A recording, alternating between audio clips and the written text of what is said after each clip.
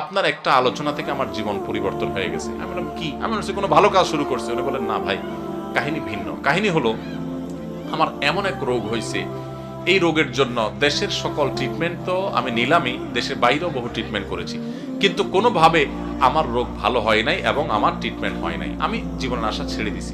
এরকম ভয়াবহ পরিস্থিতিতে আমার কোম্পানির থেকে চাকরিও নাই, কারণ আমি কাজ করতে পারি না, অসুস্থ। তো আমি গ্রামে চলে গেছি মরার অপেক্ষা, যে এখন আর বাঁচার কোনো সুযোগ নেই। ডাক্তার বলছে যে শেষ দিন যা খাইতে চান খান, আর কোনো ট্রিটমেন্ট নেই। বলে যে আমি গ্রামে চলে গেছি, আশা ছেড়ে দিছি। অনেক কষ্ট যন্ত্রণা রোগের কারণে মারা যাব এরকম একটা অবস্থা। হঠাৎ করে আপনার একটা ভিডিও দেখলাম, ভোর রাতে তাহাজ্জুদের সময়ের দোয়া আল্লাহ ফিরিয়ে দেন না।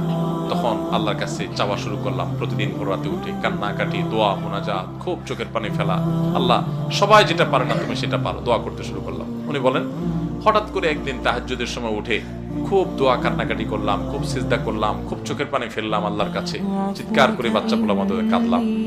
বলেন যে হুজুর বিশ্বাস করবেন, ওই দিন তাহাজ্জুদ পড়ে শেষ করার পর থেকে আমার শরীর থেকে সমস্ত রোগ উধাও হয়ে চলে গেছে। আজকেও তার সাথে দেখা করে আসছে। ইন্টারেস্টিং বিষয়, আজকেও ওই লোকের সাথে আমি দেখা করে আসছি, একটা কাজে গেছিলাম তার অফিসে।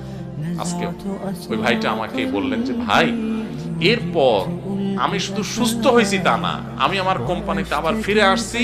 আগে যে ডিউটি ছিল আমার প্রমোশন হয়ে ডিউটি আমার আরো বাড়ছে, এবং আমার কোম্পানির চেয়ারম্যান সহ সবাই আমাকে আরো বেশি আস্থা রাখে।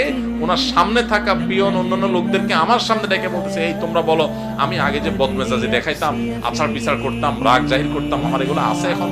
বলে না স্যার, এগুলো কিচ্ছু নাই এখন।